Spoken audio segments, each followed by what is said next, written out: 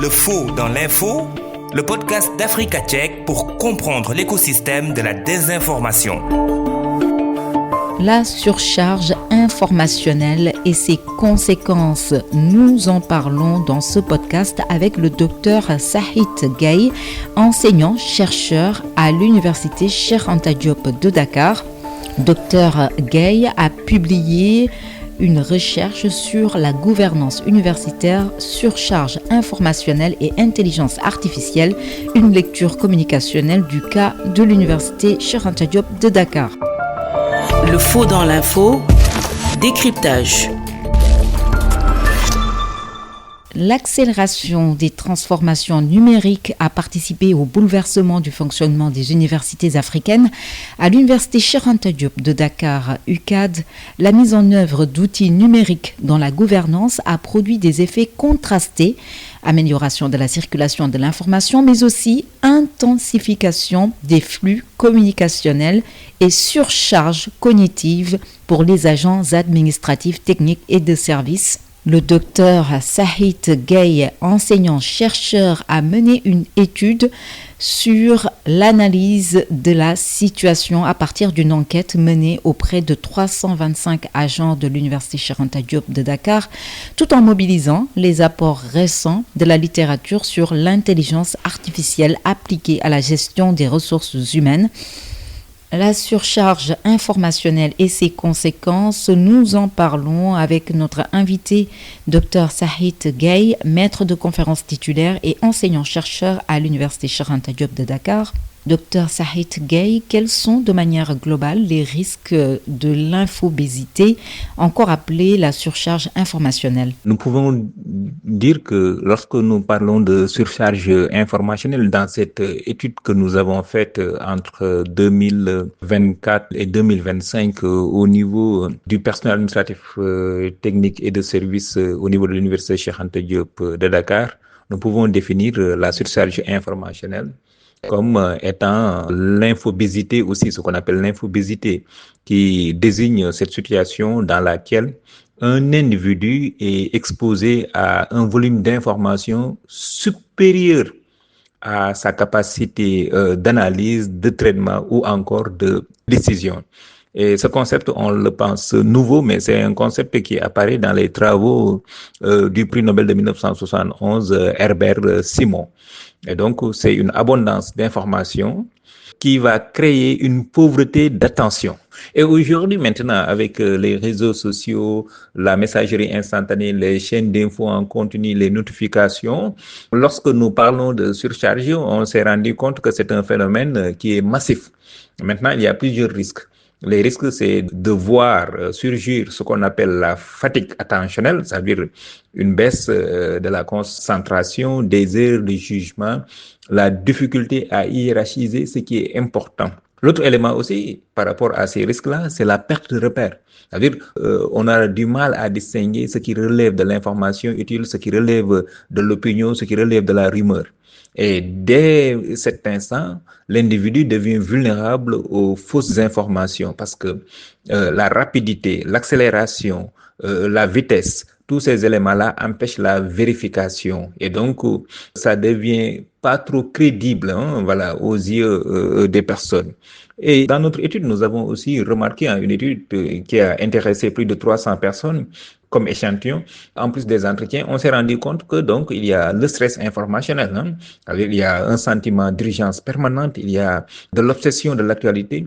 Et ce stress informationnel aussi altère les décisions. C'est-à-dire que souvent, c'est des informations qui sont incomplètes ou bien qui sont fausses qui permettent de prendre des décisions. Et donc là, ce qu'on pourrait craindre, c'est peut-être la baisse de la productivité. Il y a aujourd'hui non seulement beaucoup d'informations à destination des populations, mais entre médias, la course pour donner l'information en premier est omniprésente. Alors, quelles conséquences, notamment sur la véracité des faits? La course à l'information aura nécessairement des conséquences sur la véracité des faits. que ce soit entre les médias traditionnels, ce qu'on appelle aussi les influenceurs, ou bien ceux qui sont sur d'autres plateformes, ou bien même les institutions publiques, tous ces acteurs-là sont pris dans une course à la primauté de l'information. Et maintenant, les risques, c'est la baisse à la vérification, c'est-à-dire que souvent, il y a un choix à faire entre sacrifier la rigueur pour être les premiers ou attendre pour avoir la bonne information. Et souvent, on sacrifie la rigueur pour être les premiers. Donc, hélas, nous notons qu'il y a des erreurs, des titres trompeurs, etc. L'autre élément aussi, comme nous l'avons vu dans un autre article sur la rumeur, c'est que l'information circule plus vite que la vérification. Dès cet instant-là, les erreurs deviennent virales avant même qu'il y ait démenti. Et dans la pratique aussi informationnelle, nous avons vu que cette course à l'information fait qu'il y a une uniformisation de l'info. Autrement dit, presque tous les médias, toutes les plateformes copient la même source initiale. Et souvent, cette première source n'est pas confirmée.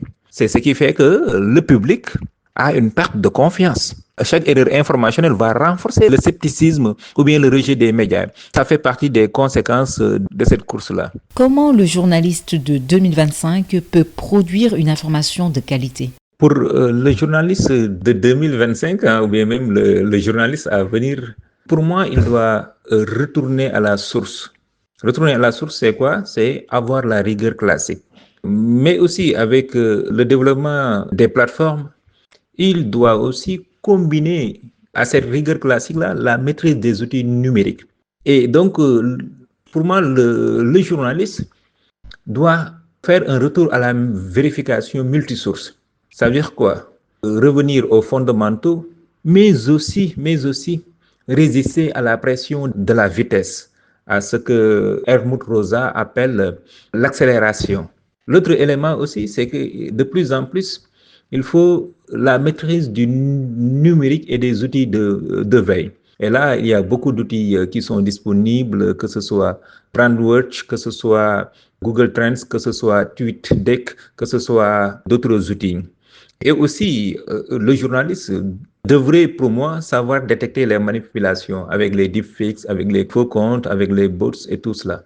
Et ensuite aussi, il faudra aller vers une spécialisation thématique. Parce que la profondeur permet de se protéger de la superficialité. Il faudra pour moi beaucoup documenter, se densifier en tant que journaliste, sans parler de l'omniprésence de la déontologie, et savoir aussi expliquer. Pour moi, l'avenir du journalisme, ce serait peut-être vers ces éléments-là. Donc, il doit être un journaliste quand même très actif dans le sens qu'il doit être très critique et maîtriser aussi ses outils. Comment arriver à cette qualité face aux défis de survie économique notamment? N'étant pas un spécialiste de l'économie des médias, je vais laisser ça aux spécialistes. Pour moi, il faudra aller vers des modèles hybrides de financement, vers la diversification avec des podcasts, des vidéos explicatives, peut-être même valoriser l'expertise et aller vers des collaborations, faire de l'innovation. Nous recevons Dr Sahith Gaye, maître de conférences titulaire et enseignant-chercheur à l'Université Cheikh Anta Diop de Dakar. La suite de notre entretien juste après ceci. Le faux dans l'info, le podcast d'Africa Tchèque pour comprendre l'écosystème de la désinformation. La surcharge informationnelle et ses conséquences, nous en parlons avec notre invité, Dr Sahith Gaye, maître de conférences titulaire et enseignant-chercheur à l'Université Cheikh Anta Diop de Dakar. Dr Sahith Gaye, les populations exposées à une surconsommation d'informations pas toujours vérifiées ont-elles des moyens de défense? Dans notre étude, nous avons aussi mis le curseur sur les populations. Les populations qui sont exposées ont-elles des moyens de défense? Oui, plusieurs outils et des compétences sociales peuvent être une défense contre l'infobésité, contre les fake news. Nous avons des outils de vérification, mais en dehors de ça, il y a aussi les vérificateurs. Si vous prenez Africa Tchèque, par exemple, pour moi, c'est un acteur de la vérification, de ce que constitue même l'essence du fact-checking, ou bien même du journalisme classique en tant que tel. Il y a aussi les plateformes d'éducation numérique, la lecture, en dehors de la lecture, la formation de l'esprit critique. L'autre élément aussi, c'est que pour moi, il faut aller vers des pratiques individuelles. Voilà. Le slowing down, par exemple, vérifier avant de partager. Les individus aussi doivent limiter les sources, hein, parce que le zapping permanent, l'hyperconnectivité peut aussi altérer l'attention. Et aussi identifier le type de contenu et savoir détecter les signaux de manipulation comme l'émotion forte ou les titres choquants, l'absence de source, l'urgence exagérée. Pour moi, ce sont des éléments qui sont là et il faudra de plus en plus avoir une lutte institutionnelle contre la désinformation organisée. Développer un esprit critique peut aider face à la prolifération de fake news, mais quelle stratégie pour le mettre en place dans des sociétés où même des étudiants se laissent tenter par les facilités de l'intelligence artificielle? L'IA offre des facilités, hein, mais aussi parfois ça peut aller vers l'affaiblissement de la pensée critique à mon niveau. Hein. Donc, dans notre étude, nous avons vu que dans les stratégies à développer, c'est d'abord au niveau individuel. Je pense qu'on va aller peut-être avec l'IA à enseigner pas seulement le contenu en tant que tel, mais la méthode. Et l'individu aussi devrait apprendre à interroger l'IA. Voilà. Parce que la qualité d'une réponse sur l'IA dépend de la qualité de la question et pas le contraire. L'autre élément aussi, avec ces outils-là, on va valoriser la créativité personnelle. Ça veut dire quoi? Ça veut dire que l'IA devrait être un outil, mais pas un substitut à la réflexion. Il ne doit pas remplacer la réflexion. Et au niveau institutionnel, il faudra essayer de voir comment encourager les productions originales, mais aussi aller vers des règles d'usage éthique, Et au niveau sociétal, essayer de créer, d'enseigner une culture de la vérification. Je pense que ça devrait être un réflexe social, mais là, ça demande quand même beaucoup de pédagogie. Organiser aussi des campagnes publiques contre la rumeur, renforcer aussi les espaces de discussion critique et aussi promouvoir un leadership intellectuel crédible. Je pense que tous ces éléments-là manquent un peu au niveau de nos espaces. Voilà ce que je pourrais dire. Nous vous remercions, Dr Sahit Gueye. Je rappelle que vous êtes maître de conférence titulaire et enseignant-chercheur à l'Université Cheikh Anta Diop de Dakar. Fin de ce podcast produit par Africa Check et réalisé par Maria Mathiam. Merci à vous qui l'avez suivi. Prochain rendez-vous le mois prochain. D'ici là, doutez et vérifiez toute information pour éviter de tomber dans les filets de la désinformation. À bientôt!